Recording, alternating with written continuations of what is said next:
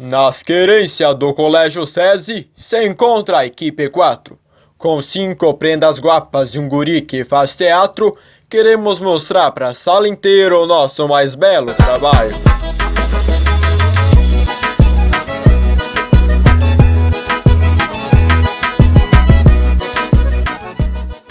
Conceito: o transporte rodoviário é feito por estradas, rodovias, ruas e outras vias pavimentadas ou não, com a intenção de movimentar materiais, pessoas ou animais de um determinado ponto a outro.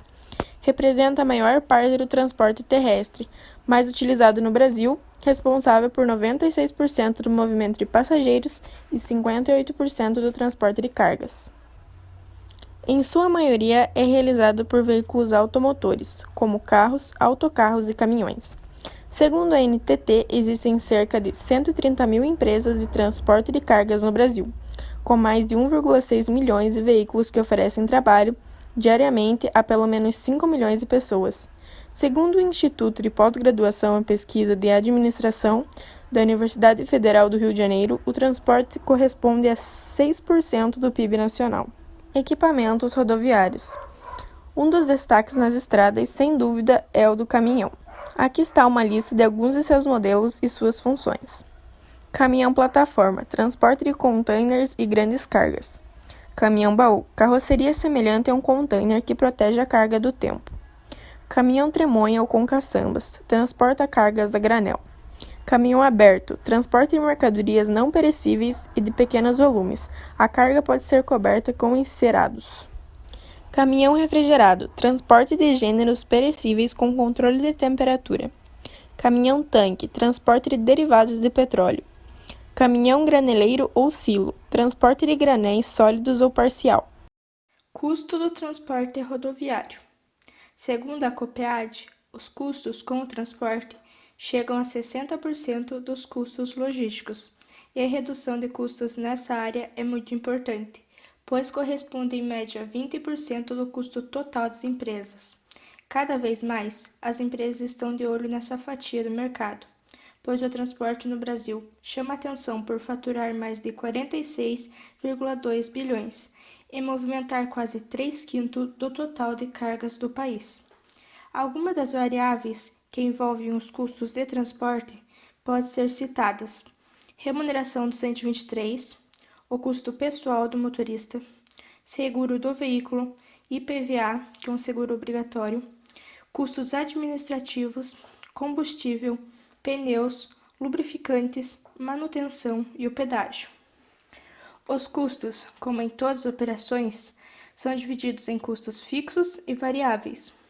Os custos fixos são todos os que ocorrem de maneira independente ao deslocamento do veículo.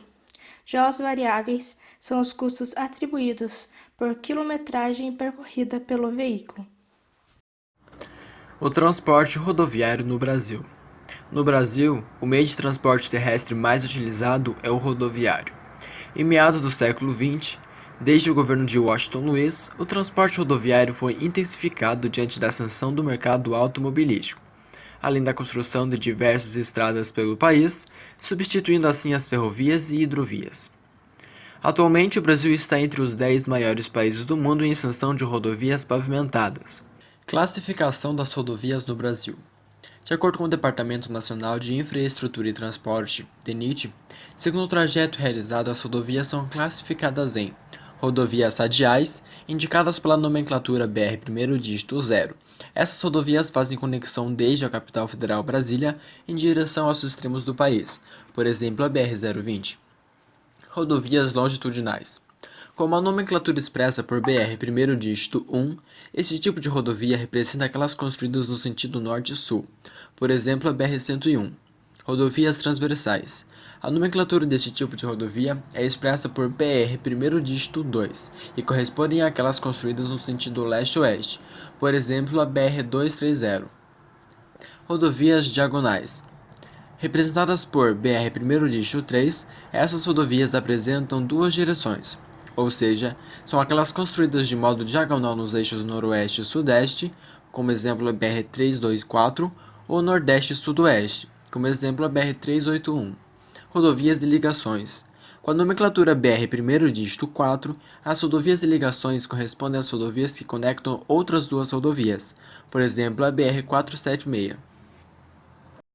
Como funciona?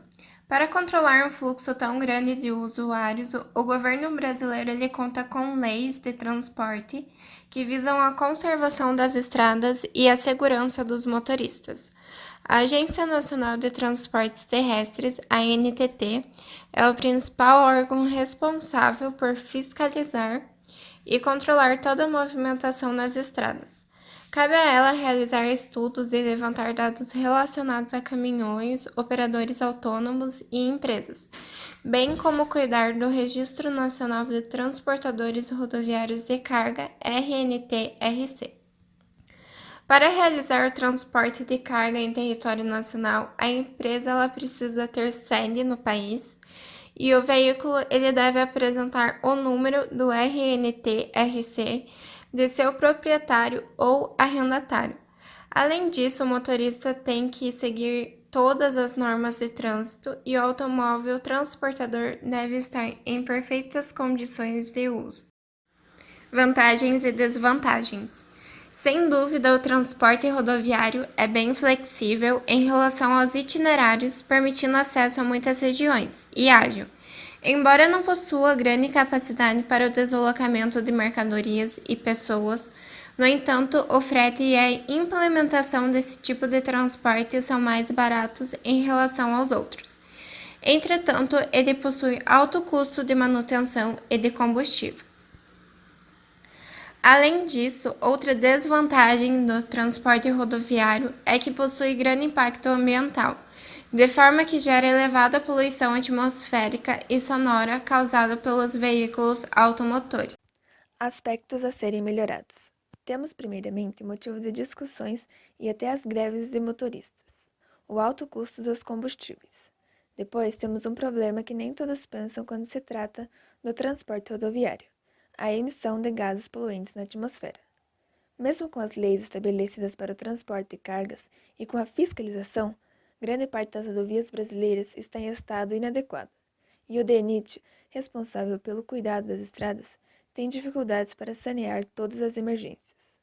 O estado de conservação das rodovias, geralmente precário, custos com pedágios e manutenção ainda são sérios problemas que afetam o setor. Mas também temos informações boas.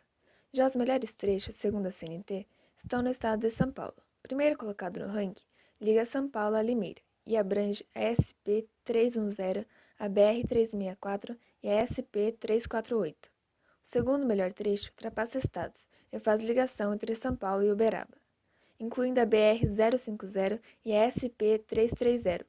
A pesquisa mostra ainda que as rodovias em bom estado têm gestão concessionada.